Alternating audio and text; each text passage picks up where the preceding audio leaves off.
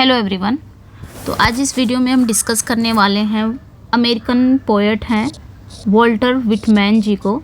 इनको हम इस वीडियो में डिस्कस करने वाले हैं जो आपके PGT, EMRS, LT and KVS, NVS सभी में इम्पोर्टेंट हैं। तो देख लेते हैं इसको एक नज़र। अगर आपका कोई भी एग्ज़ाम अभी नज़दीक है, लाइक जैसे ईएमआरएस का नज़दीक अभी एग्ज़ाम है, तो आप इस वीडियो को एग्ज़ाम्स में जाने से पहले देख सकते हैं, बहुत ही हेल्पफुल होगा। तो ये वीडियो आपके सभी के लिए इम्पॉर्टेंट है। सो स्टार्ट करते हैं सेशन को। Let's start. तो वॉल्टर विटमैन को हम पढ़ेंगे जो कि एक अमेरिकन पोएट हैं। तो यहाँ पे देखेंगे 31 मई 1819, तो 31 मई 1819 को इनका जन्म होता है, इनका बर्थ होता है। एंड 26 मार्च 1892 इनकी डेथ होती है। तो इनका जन्म कब हुआ था बहुत इंपॉर्टेंट हो जाता है, 31 मई 1819 को, और 26 मार्च 1892 में इनकी डेथ हो जाती है। इन्हें बार्ड ऑफ डेमोक्रेसी के लिए जाना जाता है। Coin the term free words, तो फ्री वर्ड्स के जनक किसे कहा जाता है, फादर किसे कहा जाता है, तो फ्री वर्ड्स के फादर भी आपके वॉल्टर विटमैन है। रिप्रेजेंटेटिव पोएट ऑफ अमेरिका, तो ये रिप्रेजेंटेटिव पोएट हैं कहाँ के, अमेरिका के। पोएट हैं, जर्नलिस्ट हैं, एसिस्ट हैं। तो कभी ये भी क्वेश्चन पूछ ले जाते हैं कि ये क्या हैं, तो आपने ध्यान रखना है पोएट भी हैं, जर्नलिस्ट भी हैं और एसिस्ट भी हैं। ये तो हो गया इनका जनरल इंट्रोडक्शन। यहाँ पे देखेंगे बर्थ इनका कहाँ हुआ था। तो वॉल्टर विटमैन बॉर्न 31 मई 1890 eight waste hills, New York, United state. इनका जन्म 31 मई 1819 में हुआ था, वेस्ट हिल्स में हुआ था, जो कहाँ पे है, न्यूयॉर्क में है। और न्यूयॉर्क कहाँ है, यूनाइटेड स्टेट्स ऑफ अमेरिका में है, अमेरिका में हुआ था। नेक्स्ट वन है डेथ इनकी कहाँ होती है, तो मार्च 26 1892 Camden, new Jersey, United state में। तो यहाँ इनकी डेथ कब होती है, 26 मार्च 1892 में कैमडन। ये इंपॉर्टेंट हो जाता है, पूछा जाता है। ओके, यहाँ पे क्या कहा जा रहा है कि 26 मार्च 1892 में कैमडन, न्यू जर्सी संयुक्त राज्य अमेरिका में इनकी डेथ होती है। पेरेंट्स, इनके पेरेंट्स कौन कौन हैं, तो ये ध्यान रखना है। इनके पेरेंट्स का भी, इनके फादर का नाम वॉल्टर विटमैन है, इनका भी नाम वॉल्टर विटमैन है, तो ये ध्यान रखना है। इनके फादर का नाम भी वॉल्टर विटमैन है और इनकी माँ का नाम है लुइसा वैन वेल्सर। ये आपने ध्यान रखना है, ये इनकी मदर का नाम है। नेक्स्ट वन पे आते हैं। स्पाउस कौन है, तो ये शादी नहीं किए थे, ये बैचलर ही थे, कुंवारे ही रहे हैं, ये ध्यान रखना है। नेक्स्ट पे है लव अफेयर्स। इनका लव अफेयर किससे था, तो एनी गिलक्रिस्ट साथ था, मतलब एनी गिलक्रिस्ट से इनका लव अफेयर था, ये ध्यान रखना है। इनको ऑनर्स क्या मिला था, तो golden kite award for picture, किसके लिए मिला था, पिक्चर बुक इलस्ट्रेशन के लिए इनको कौन सा ऑनर्स मिला था, तो गोल्डन काइट अवार्ड इन्हें मिला था, ये ध्यान रखना है विटमैन जी को, जो कि एक इंग्लिश डिसेंट थे, यानी कि अंग्रेजी मूल के थे, ये ध्यान आपको रखना है। नेक्स्ट वन, अगला फैक्ट है ऑक्यूपेशन। इनका व्यवसाय क्या था, तो he is 90th century American poet, essayist and journalist. ये 19वीं शताब्दी के एक अमेरिकन पोएट हैं, एसिस्ट हैं और जर्नलिस्ट हैं, ये ध्यान आपको रखना है। नेक्स्ट फैक्ट जो है, Whitman had spent a great deal of his 36 years walking and observing in New York city and long island. यहाँ पे बात क्या हो रही है कि जो विटमैन हैं वो अपने 36 वर्षों का अधिकांश जो उनका समय था वो उन्होंने न्यूयॉर्क सिटी और लॉन्ग आइलैंड में घूमने और अवलोकन करने में बिताया था, ऑब्जर्व करने में उन्होंने बिताया था अपने 36 साल। उन्होंने कहाँ न्यूयॉर्क सिटी में और लॉन्ग आइलैंड में उन्होंने ऑब्जर्विंग करने में बिता दिया था। नेक्स्ट वन है 1823 he moved with his family from West Hill to Brooklyn. तो यहाँ पे बताया जा रहा है कि 1823 में वो अपने परिवार के साथ वेस्ट हिल से ब्रुकलिन चले गए, ये ध्यान रखना है। नेक्स्ट वन, नेक्स्ट फैक्ट पे आते हैं हम यहाँ पे। नेक्स्ट फैक्ट है Whitman continue practising his new style of writing in his private notebooks. तो यहाँ पे बात क्या हो रही है कि जो विटमैन थे वो अपने प्राइवेट नोटबुक में लिखने की अपनी नई शैली का वो अभ्यास उन्होंने जारी रखा था। इन 1856 the second edition of leaves of grass appeared. और 1856 में लीव्स ऑफ ग्रास का दूसरा एडिशन सामने आया था। तो ये ध्यान रखना है, वो अपने प्राइवेट नोटबुक्स में वो क्या करते थे, अपनी नई शैली का अभ्यास वो जारी रखे थे। ये इंपॉर्टेंट हो जाता है कि 1856 में लीव्स ऑफ ग्रास का जो सेकेंड एडिशन था वो अपीयर हुआ था। नेक्स्ट वन है इन मार्च 1846 he started a job as the editor of Brooklyn Daily Eagle newspaper। यहाँ पे क्या बात हो रही है कि मार्च 1846 में उन्होंने ब्रुकलिन डेली ईगल न्यूज़पेपर के एडिटर के रूप में उन्होंने जॉब शुरू कर दी थी, नौकरी उन्होंने शुरू कर दी थी। ये ध्यान रखना है। Next one, in March 1850 he published his first poem in free words blood money in the New York evening post. तो ये इंपॉर्टेंट हो जाएगा कि मार्च 1850 में उन्होंने अपनी पहली पोएम जो कि फ्री वर्ड्स में था, ब्लड मनी, इनकी पहली पोएम है ब्लड मनी, ये ध्यान रखना है, ठीक है। इनकी पहली पोएम इन्होंने 1850 में पब्लिश कराया था। इनकी फर्स्ट पोएम थी जो कि किस में थी, फ्री वर्ड्स में थी। और कहाँ पे इन्होंने कराया था, तो न्यूयॉर्क इवनिंग पोस्ट में इन्होंने इसे पब्लिश कराया था, ये ध्यान रखना है। In 1841 he moved back to New York city, और 1841 में ये दोबारा न्यूयॉर्क शहर आ गए, and worked typesetter and freelance writer. और वहाँ पर उन्होंने क्या किया, वहाँ पर उन्होंने टाइपसेटर और फ्रीलांस राइटर के रूप में काम किया। ये ध्यान देना है, फ्रीलांस राइटर मतलब स्वतंत्र लेखक के रूप में उन्होंने काम किया था। ओके, ये इंपॉर्टेंट है। ये इंपॉर्टेंट हो जाता है। इनकी फर्स्ट पोएम थी ब्लड मनी जो पब्लिश हुई थी 1850 में फ्री वर्ड्स में था, और न्यूयॉर्क इवनिंग पोस्ट में ये पब्लिश हुआ था, ध्यान रखना है। नेक्स्ट वन है he started a job in मार्च तो 1846। अभी मैंने बताया कि 1846 में मार्च के मंथ में इन्होंने जॉब स्टार्ट कर दिया था। किस रूप में, तो editor of Brooklyn daily eagle newspaper. तो ब्रुकलिन डेली ईगल न्यूज़पेपर के एडिटर के रूप में इन्होंने नौकरी शुरू कर दी थी मार्च 1846 में। नेक्स्ट वन है 11 जुलाई 1855 हिज फादर वॉल्ट विटमैन। यहाँ पे आपका हो जाएगा, डाइड हो जाएगा, ठीक है। तो 11 जुलाई 1855 में इनके फादर वॉल्ट विटमैन की डेथ हो जाती है, ये ध्यान रखना है। ओके, एक मिनट, यहाँ पे एक चीज़ क्लियर कर देना चाहती हूँ। चलिए, सही है। ओके, यहाँ तक हो गया था। His mother Louisa died in 23 May. तो इनकी माँ की डेथ कब होती है, 23 मई को इनकी माँ की डेथ हो जाती है, और 11 जुलाई 1855 में इनके फादर की डेथ हो जाती है। बताया नहीं है लेकिन यही लग रहा है कि ये डाइड ही है। ओके, नेक्स्ट वन पे आते हैं। In 1881 he publish poetry of the future.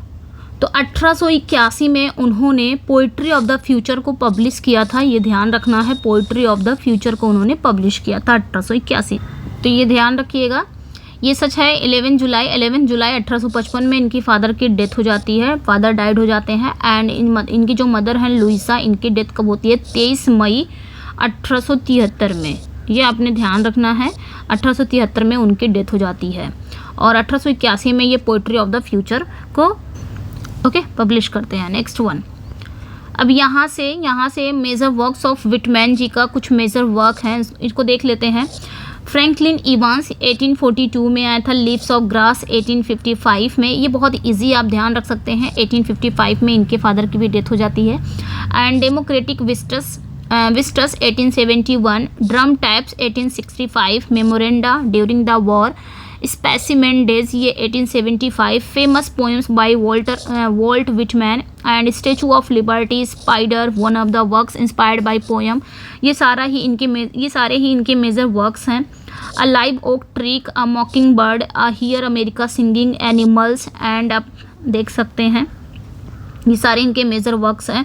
Passage to India important है, सॉन्ग ऑफ माई सेल्फ ये भी इंपॉर्टेंट है, one self I Singh, पॉइनियर्स O पॉइनियर्स ये भी इंपॉर्टेंट है, prayer of Columbus on the beach at night, O captain my captain most important लगाना चाहेंगे, important है, out of the cradle endlessly rocking, when lilacs last in the dooryard bloomed important है, ये भी important है आपका। And ये भी इम्पोर्टेंट है, पैसेज टू इंडिया भी आपका इम्पोर्टेंट है। आगे हम देखेंगे सारे इनके मेजर वर्क्स थे। अब थोड़ी सी ब्रीफ समरी देख लेंगे विटमैन जी के वर्क से रिलेटेड। सबसे पहले लीव्स ऑफ ग्रास हमने लिया है। लीव्स ऑफ ग्रास क्या है? Leaves of grass is a collection of poetry.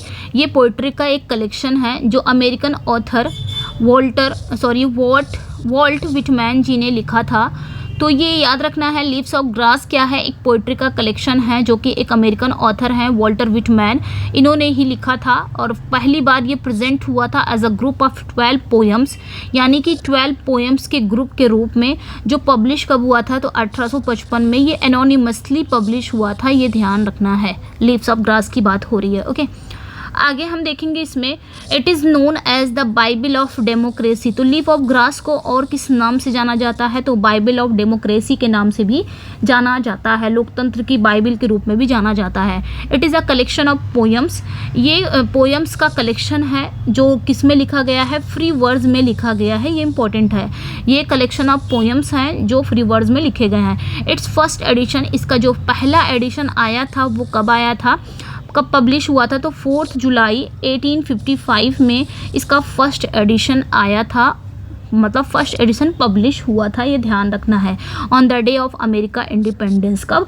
America के आज़ादी के दिन, उस दिन अमेरिका का आज़ादी का दिन था और उस दिन इनका फर्स्ट एडिशन 4 जुलाई 1855 में आया था। ये ध्यान रखना है।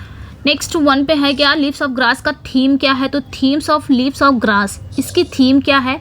लव है, प्रेम है, यानी कि प्रेम है, डेमोक्रेसी है, लोकतंत्र है, रिलीजन है, धर्म है, विज्ञान है, जीवन है, मृत्यु है, सेक्सुअलिटी है, कामुकता है, रिकंसाइलेशन ऑफ कॉन्ट्राडिक्शंस, और क्या है? विरोधाभासों का समाधान भी है। तो ये ध्यान रखना है, लीव्स ऑफ ग्रास की थीम बहुत इंपॉर्टेंट हो जाती है कि थीम क्या क्या है, ये आपने ध्यान रखना है। Love, democracy, religion, science, life, death, sexuality. Song of my self is the longest part. इसमें सॉन्ग ऑफ माई सेल्फ आप पार्ट मिलेगा, पार्ट वाइज है ये आपका लीव्स ऑफ ग्रास, जिसमें सबसे लॉन्गेस्ट पार्ट किसका है? सॉन्ग ऑफ माई सेल्फ का है सबसे लॉन्गेस्ट पार्ट। ये इंपॉर्टेंट हो जाता है। ओके, आगे हम देखेंगे ही, यानी कि विटमैन की बात हो रही है। Whitman ji gets inspiration from Emerson. तो ये सबसे ज़्यादा किससे बहुत ज़्यादा प्रभावित थे जो आपके विटमैन जी हैं? तो विटमैन यानी कि उन्हें इमर्सन से प्रेरणा मिलती थी। ही पब्लिशेस द फर्स्ट 2 एडिशन। उन्होंने क्या किया? उन्होंने पहले 2 वह पहले 2 एडिशन को प्रकाशित करते हैं। But the 3rd edition is published by Thayer. और जो 3rd एडिशन है, तीसरा एडिशन है, वो थायर एंड एल्ड्रिज। ध्यान रखना है, ये थायर एंड एल्ड्रिज, जो मतलब फर्स्ट पहले के 2 एडिशन वह प्रकाशित करते हैं, वो पब्लिश करते हैं, लेकिन जो 3rd एडिशन है इसको पब्लिश कौन करता है? थायर और एल्ड्रिज द्वारा प्रकाशित किया गया था। फर्स्ट पोएम बिगिंस विद, और पहली जो पोएम है वो शुरू किससे होती है? तो आई celebrate myself and what I assume you shall assume. यहाँ से जो पहली पोएम है वो शुरू होती है, मैं खुद का जश्न मनाता हूँ, and what I assume you shall assume, और जो मैं मानता हूँ वही आप मानोगे। ओके, तो ये आपने ध्यान रखना है। नेक्स्ट वन पे आएंगे, सॉन्ग ऑफ माई सेल्फ की बात आ रही है। Song of my self, next इनका जो है सॉन्ग ऑफ माई सेल्फ है। It is a poem included in Leaves of grass. तो ये भी लीव्स ऑफ ग्रास में ये भी पोएम इंक्लूड है, शामिल है। Song of my self poem 52 sections and same 1300 lines bye Walt Whitman. यहाँ पे बात क्या हो रही है कि वॉल्ट विटमैन की ये 52 सेक्शन और लगभग 1300 लाइनों की ये कविता है वॉल्ट विटमैन की। First publish untitled in the collection Leaves of Grass in 1855, जो पहली बार 1855 में लीव्स ऑफ ग्रास कलेक्शन में बिना टाइटल की प्रकाशित हुई थी। ये ध्यान रखना, अनटाइटल था सॉन्ग ऑफ माई सेल्फ। इसमें क्या ध्यान रखना है, ये भी लीव्स ऑफ ग्रास में शामिल है और इसमें 52 सेक्शंस हैं और 1300 लाइन्स हैं। और ये पहली बार लीव्स ऑफ ग्रास में 1855 में जब ये कलेक्शन पब्लिश हुआ था तो बिना शीर्षक का आया था, कोई टाइटल नहीं था। आगे इसमें क्या बात हो रही है, it is a record of the various phase of mystical experience. मतलब इसमें क्या बात हो रही है कि ये एक मिस्टिकल यानी कि एक रहस्यमय एक्सपीरियंस के विभिन्न चरणों का अभिलेख है। ये एक मिस्टिकल एक्सपीरियंस के वेरियस फेज का एक रिकॉर्ड है आपका song of my self. Mysticism is one thread. जो मिस्टिसिज्म है, जो रहस्यवाद है, वो एक थ्रेड है, एक धागा भी बोल सकते हो, सूत्र भी बोल सकते हो, जो कि एक सूत्र है। American democracy is another thread, और जो अमेरिकन डेमोक्रेसी है वो एक दूसरा सूत्र है, दूसरा धागा है। Whitman sings of modern man, जो विटमैन है वो मॉडर्न मैन गाते हैं। Are the en masse at utter the word democratic the word en masse. यहाँ पे क्या बात हो रही है कि जो विटमैन है वो आधुनिक मनुष्य यानी कि मॉडर्न मैन या फिर एन मासे के बारे में गाते हैं, एन मासे की बारे में गाते हैं। फिर भी जो डेमोक्रेटिक वर्ड है यानी कि जो लोकतांत्रिक शब्द है वो एन मासे शब्द का भी वो उच्चारण करते हैं इसमें, सॉन्ग ऑफ माई सेल्फ में। आगे हम देखेंगे इनका मोस्ट इम्पॉर्टेंट है डेमोक्रेटिक विस्टस। ये भी बहुत मोस्ट इम्पॉर्टेंट इनका वर्क है, तो इसको भी देख लेते हैं। Okay,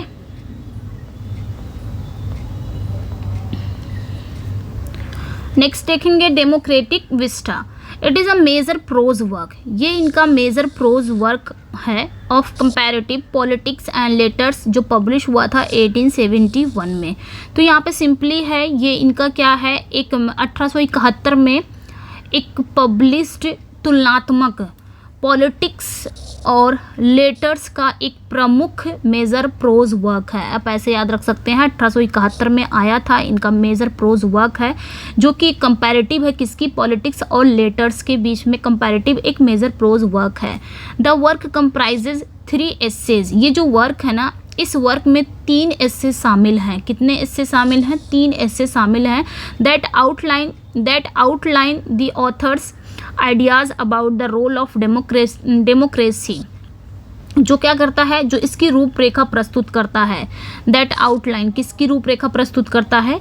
establishing in new culture foundation of for America. मतलब जो किसकी रूपरेखा प्रस्तुत करता है? अमेरिका के लिए एक नई संस्कृति, अमेरिका के लिए एक नई कल्चर फाउंडेशन मतलब एक नई संस्कृति न्यू स्थापित करने में जो लोकतंत्र की भूमिका के बारे में ये लेखक के विचार को क्या करता है, उसकी रूपरेखा प्रस्तुत करता है। सिंपली ये ऑथर के आइडियाज़ की रूपरेखा क्या करता है, प्रस्तुत करता है। किस बारे में ये चीज़ें बताई गई है कि अमेरिका के लिए जब एक नई संस्कृति न्यू स्थापित करने में लोकतंत्र की भूमिका के बारे में। Okay, writing a few years after the American civil war. आगे क्या बात हो रही है? आगे बात हो रही है कि अमेरिका का जो सिविल वॉर हुआ था कुछ साल बाद लिखते हुए विटमैन सजेस्टेड, विटमैन क्या करते हैं, उन्होंने सुझाव दिया that some notion of heroine and honour had been lost by Americans. उन्होंने ये सुझाव दिया, जब अमेरिका में सिविल वॉर हुआ था तो उन्होंने सुझाव दिया कि जो अमेरिकियों ने नायिका और सम्मान की कुछ धारणा को उन्होंने खो दिया है।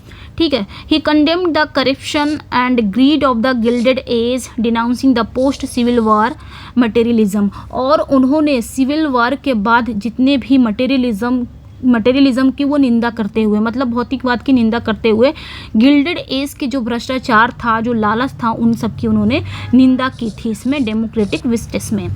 ये ध्यान रखना है। ओके, नेक्स्ट वन पे आते हैं हम, पैसेज टू इंडिया। अगला है आपका पैसेज टू इंडिया। ये इनका वर्क है, ये भी passage to India. Has written in free word, जो किस में लिखा गया था, फ्री वर्ड्स में लिखा गया था वॉल्ट विटमैन के द्वारा। It was Whitman's last major poem. ये विटमैन की लास्ट मेजर पोयम है, ध्यान रखना है, जहाँ पे इंपॉर्टेंट है पॉइंट आउट मैं करते जा रही हूँ। Whitman wrote it in 1869। Whitman ने इसे 1869 में लिखा है। After the Suez canal was first opened. तो सिंपली ध्यान रखना है कि विटमैन ने 1869 में स्वेज नहर की पहली बार खुलने के बाद इसे लिखा था। जब स्वेज नहर पहली बार ओपन हुई थी तब इन्होंने 1869 में हुई थी, तब इन्होंने इसे लिखा था पैसेज टू इंडिया, ध्यान देना है। It describes an imaginary journey. इसमें क्या बात होती है, ये एक काल्पनिक यात्रा का वर्णन करते हैं। That a speaker wants to take into fabled India. जो स्पीकर है वो क्या कर रहा है, एक मतलब ये काल्पनिक यात्रा का वर्णन करते हैं जिसमें स्पीकर क्या करता है, वो भारत को यानी कि फेबल्ड इंडिया में ले जाना चाहता है, जिसे एक स्पीकर पौराणिक भारत में ले जाना चाहता है। Passage to India begins with the description of the new marvel of the modern world and how they are part of God's plan. तो पैसेज टू इंडिया ये आधुनिक दुनिया के नए चमत्कारों के वर्णन के साथ शुरू होती है कि वे कैसे भगवान की योजना का हिस्सा हैं। इससे ये पैसेज टू इंडिया शुरू होती है। ठीक है, आगे देखेंगे। It was this piece that would inspire E.M. Forster to write in his 1924 novel A Passage to India। Important है, यहाँ पे आप इम्पोर्टेंट लगा सकते हैं। आप जब बात यहाँ पे आएगी कि पैसेज टू इंडिया किसने लिखा है तब तो आपके विटमैन जी होंगे, बट अगर पूछा जाए कि 1924 में, एक मिनट, पूछा जाए 1924 में किसने लिखा था अ पैसेज टू इंडिया किसका होगा, तो E.M. फॉस्टर जी का होगा। E.M. फॉस्टर जी का होगा, ये आपने ध्यान रखना है। ओके, तो ये बात, ये वही पीस है, यहाँ पे बात क्या है, ये वही पीस है जिसमें E.M. फॉस्टर को अपना 1924 का नॉवेल जो था, उपन्यास था, अ पैसेज टू इंडिया लिखने के लिए प्रेरित किया था। तो a passage to India E.M. Forster ji का है, पैसेज टू इंडिया आपका इनका है, विटमैन जी का है। आगे हम देखेंगे, 1 minute. O captain my captain, O captain my captain, 1 minute, 1 minute. O captain my captain, इसको देख लेते हैं। इट इज़ 3 स्टैंजा पोयम, ये 3 स्टैंजा की पोयम है, विटमैन द्वारा लिखी गई है। पहली बार ये पब्लिश हुई थी, इसको थोड़ा सा देख लेते हैं। ये पहली बार first publish in sequel to drum taps in 1865। यहाँ पे बात क्या हो रही है कि पहली बार ये 1865 में ड्रम टैप्स की अगली कड़ी में प्रकाशित हुआ था, पब्लिश हुआ था इन सीक्वल में। From 1867 the poem was included in the 1867 and subsequent edition of leaves of grass. यहाँ पे बात क्या हो रही है कि 1867 में ये पोएम्स लीव्स ऑफ ग्रास के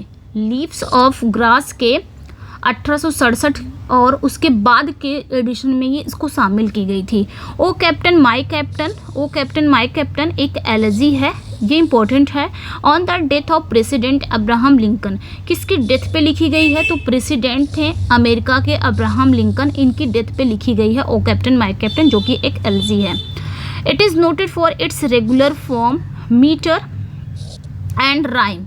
तो ये किसके लिए विख्यात है, नोटेड है, ये अपने रेगुलर फॉर्म, मीटर और राइम के लिए जानी जाती है ये poem.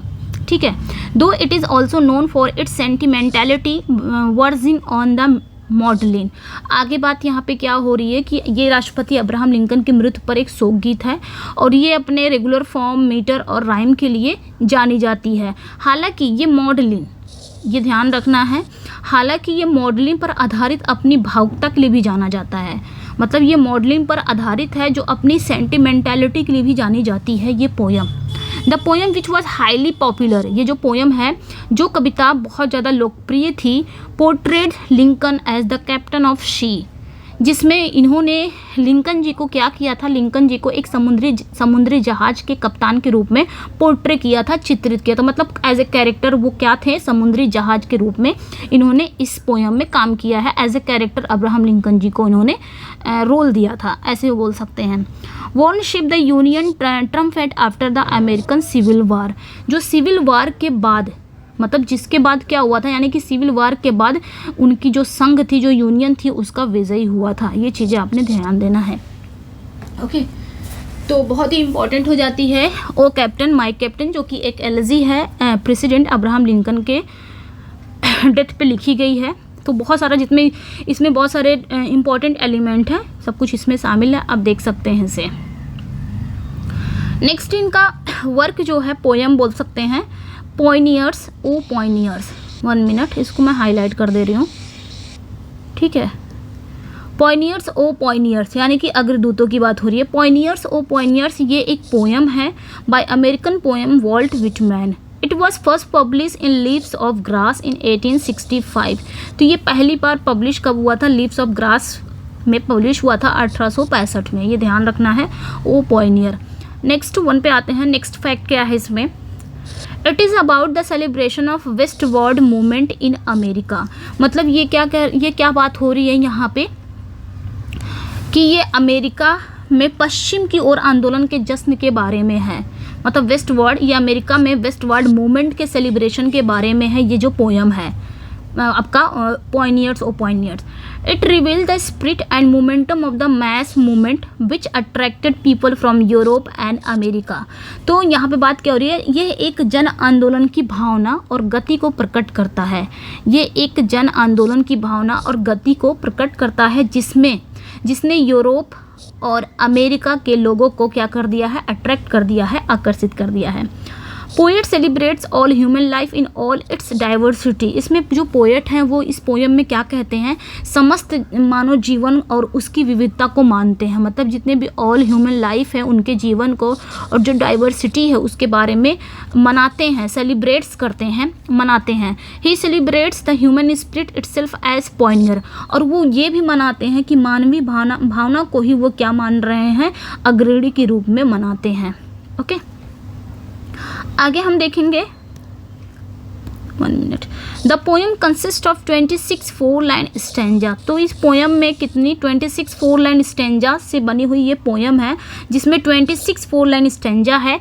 Each stanza is made up 1 short line and 2 longer lines and another short line. प्रत्येक जो स्टेंजा है, प्रत्येक स्टेंजा कैसी बनी हुई है, पहली शॉर्ट लाइन है, छोटी लाइन है, एंड दो जो दूसरी बीच में दोनों लाइनें हैं वो कैसी है, लॉन्गर है, और फिर लास्ट की लाइन कैसी है, छोटी है। ये ध्यान रखना है। नेक्स्ट 1 पे आते हैं हम। अनदर, ये भी आपकी एलजी ही मानी जाएगी, इसको भी देख लेते हैं, इसको भी। When lilacs last in dooryard bloomed. When lilacs last in the dooryard bloomed, ये भी एक एलजी मान लेते हैं। This poem is the first person monologue कहा गया है, रिटन इन फ्री वर्ड्स। तो ये क्या है, ये जो कविता है ये फ्री वर्ड्स में लिखी गई पहला व्यक्ति एकालाप है, यानी कि ये जो पोएम है ये फ्री वर्ड्स में लिखी गई फर्स्ट पर्सन मोनोलॉग है, सिंपली याद रखना है। It is Whitman long LG.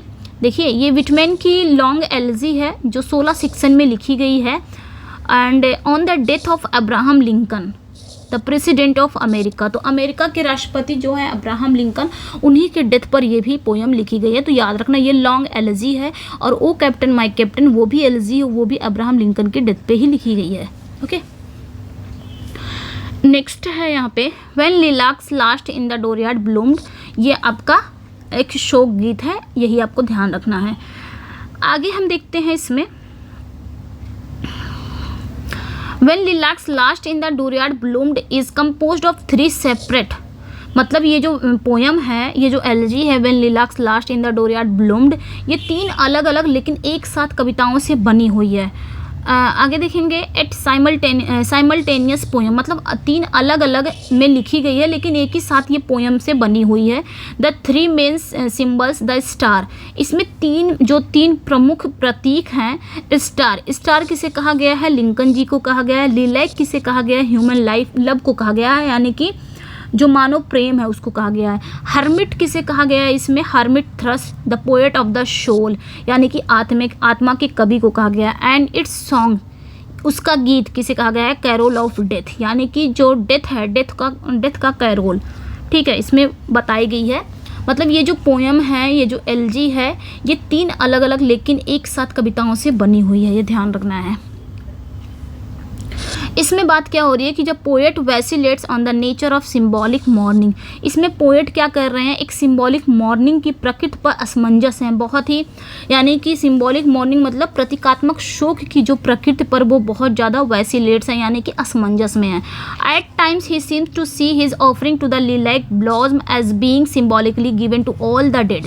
पहले तो कभी कभी ऐसा प्रतीत होता है कि वो बकाइन, लिलैक ब्लॉसम मतलब एक बकाइन का फूल होता है, कभी कभी जो कब्र वगैरह पे रखा जाता है, उसे बात हो रही है यहाँ पे, कि कभी कभी ऐसा प्रतीत होता है कि वो जो लिलैक ब्लॉसम है यानी कि बकाइन के फूल को अपनी भेंट को प्रतीकात्मक रूप में जितने भी मृतक हैं, यानी कि जितने भी डेड पर्सन हैं उनको दी जा रही है। एट अदर मोमेंट दूसरी तरफ कभी कभी ऐसा लगता है he see it as fertile merely a broken tweet, कभी कभी उन्हें ऐसा लग रहा है कि उसे उपजाऊ मात्र टूटी हुई टहनी के रूप में देखते हैं। किसे? डेड पर्सन को। ठीक है, डेड पर्सन की बात हो रही है। He wonders how best to do honour to the dead, asking how he would decorate the tomb. और वो सोचते हैं कि जो डेड पर्सन हैं, जो मृतक हैं, उनको कैसे सम्मान दिया जाए और वह उनकी कब्र को कैसे सजाया जाए, इसमें यही बात हो रही है। मतलब कभी कभी वो ऐसा प्रतीत होता है कि वो जो लिलैक ब्लॉज में है, जो बकाइन के फूल हैं, वो उस डेड पर्सन को बहुत ही प्रतीकात्मक रूप से दिया जा रहा है, लेकिन एक पल में वो उसे एक ब्रोकन ट्विग के रूप में देखते हैं, फर्टाइल मेयरली ब्रोकन ट्विग के रूप में देखते हैं। लेकिन फिर वो आश्चर्य होते हैं कि कैसे उन्हें सम्मान दिया जाए, किसे? डेड, जो मृतक हैं, जो मर चुके हैं, उनको कैसे सम्मान दिया जाए, कैसे उनके टूम्ब को सजाया जाए। ओके, ये चीज़ें यहाँ पे बात हुई है। तो इम्पॉर्टेंट वर्क्स हमने डिस्कस कर लिए हैं, उनके ब्रीफ समरी वगैरह। ये फेमस कोट है विटमैन जी के, I celebrate myself, sing myself and what I assume you shall assume for every atom belonging to me as good belongs to you. तो ये कौन कहता है? विटमैन जी कहते हैं कि मैं अपने आप को मानता हूँ और अपने आप पर ही साइन करता हूँ, और जो मैं मानता हूँ वो तुम भी मानोगे, क्योंकि मेरे पास क्या है? क्योंकि मेरे प्रत्येक, जो मेरा एवरी ऑटम है, एटम परमाणु अच्छा है। ठीक है, ये चीज़ें अपने ध्यान रखना है। ये कौन कहता है? नेक्स्ट वन पे आते हैं। अब ये पूरी पोएम पढ़ेंगे तब समझ में आएगा। Adam and Eve appear then their myriad progeny after them wandering yearning curious the restless explorations. आगे क्या कहा जा रहा है कि एडम और ईव क्या होते हैं? प्रकट होते हैं, और उनकी जो असंख्य संतानें हैं उनके बाद क्या होगी? भटकेगी, वॉन्डरिंग करेंगी और तरसेंगी, बहुत ज़्यादा उत्सुक होगी, बहुत ज़्यादा बेचैन होंगी उनके बिना। तो ये लाइनें कहाँ पे आती हैं? पैसेज टू इंडिया में आती है। Do I contradict myself very well then I contradict myself. आगे क्या बात हो रही है कि क्या मैं स्वयं का खंडन करता हूँ? बहुत अच्छा, फिर मैं स्वयं का खंडन करता हूँ। ये सॉन्ग ऑफ माई सेल्फ की लाइनें हैं। यहाँ पे माई सेल्फ है, स्वयं की बात हो रही है, पैसे से याद रख सकते हैं। Okay, here coffin that slowly passes I give my spring of lilac. Coffin की बात हो रही है, लिलैक की बात हो रही है, तो ऑब्वियसली लिलैक्स की बात हो रही है, तो लिलैक का ही आएगा यहाँ पे। मतलब यहाँ पे जो कॉफिन है, ताबूत है, जो धीरे धीरे क्या हो रहा है? गुजर रहा है, और मैं तुम्हें बकाइन का अपना वसंत देता हूँ, मतलब मैं तुम्हें फूल देता हूँ, अपने स्प्रिंग का जो फूल है, बकाइन का फूल है, मैं तुम्हें दे रहा हूँ। Okay, something there is more immortal even the stars. ये लाइनें कहाँ पे आती हैं? तो ये लाइनें मतलब वहाँ कुछ चीज़ें सितारों से भी अधिक अमर है, on the beach at night में आती हैं। नेक्स्ट वन पे आते हैं। But I with mournful trade walk the deck, my captain lies fallen cold and dead. तो ये ओ कैप्टन माई कैप्टन में लाइनें आती हैं, लेकिन यहाँ पे बात क्या हो रही है? But I with mournful trade, लेकिन मैं उदास होकर चलता हूँ, और वॉक द डेक, डेक पर चलो, मेरा कैप्टन जो है वो झूठ बोल रहा है, फॉलन कोल्ड एंड डेड, ठंड होकर मर गया। ये सब लाइनें इसी में आती हैं। One self I sing I simple, a simple separate person, it utter the word democratic the word and must say। तो वन सेल्फ आई सिंग की लाइनें हैं कि मैं अपने आप को गाता हूँ एक साधारण अलग व्यक्ति के रूप में, फिर भी जो लोकतांत्रिक है, डेमोक्रेटिक शब्द का उच्चारण करता हूँ, सामूहिक रूप से शब्द का भी उच्चारण मैं करता हूँ। तो ये वन सेल्फ आई सिंग में लाइनें हैं। आगे ख़त्म है यहाँ पे। तो इतना ही था। वॉल्टर विटमैन को मैंने कंप्लीट कर दिए हैं, जो आपके एग्ज़ाम में जहाँ से क्वेश्चन बनेंगे वो सारा कुछ इसमें मैंने इंक्लूड किया है। तो कैसा लगा? अपना फीडबैक ज़रूर दीजिएगा। पीडीएफ चाहिए तो आप टेलीग्राम पे जुड़ जाइए, वहाँ पे आपको पीडीएफ मिल जाएगा। अब मेरे व्हाट्सअप ग्रुप पे जुड़ सकते हैं, लिंक डिस्क्रिप्शन में दिया गया है, आप जाके वहाँ पे मेरे व्हाट्सअप ग्रुप पे जुड़ सकते हैं। लिंक आपको मिल जाएगा, इसी क्लास के डिस्क्रिप्शन में मिल जाएगा आपको लिंक व्हाट्सअप ग्रुप का। ओके, व्हाट्सअप ग्रुप का मिल जाएगा। और टेलीग्राम पे आपको जुड़ना है तो हीना इंग्लिश क्लासेस से, वहाँ पे भी आप जुड़ सकते हैं, वहाँ पे आपको पीडीएफ मिल जाएगा इसका। ओके, फिर मिलते हैं। जो फर्स्ट टाइम मेरे चैनल को वॉच कर रहे हैं वो चैनल को सब्सक्राइब कर लें, वीडियो को लाइक एंड शेयर ज़रूर कर दें। यहाँ पे आपको TGT, PGT, LT plus literature plus आपको ग्रामर भी मिलेगा। इस चैनल पे आपको सभी मिलने वाले हैं, लिटरेचर प्लस ग्रामर। ओके, चाहे आपके टीजीटी हो गए, पीजीटी हो गए, सभी। चलिए फिर मिलते हैं नेक्स्ट वीडियो में। Thank you for watching.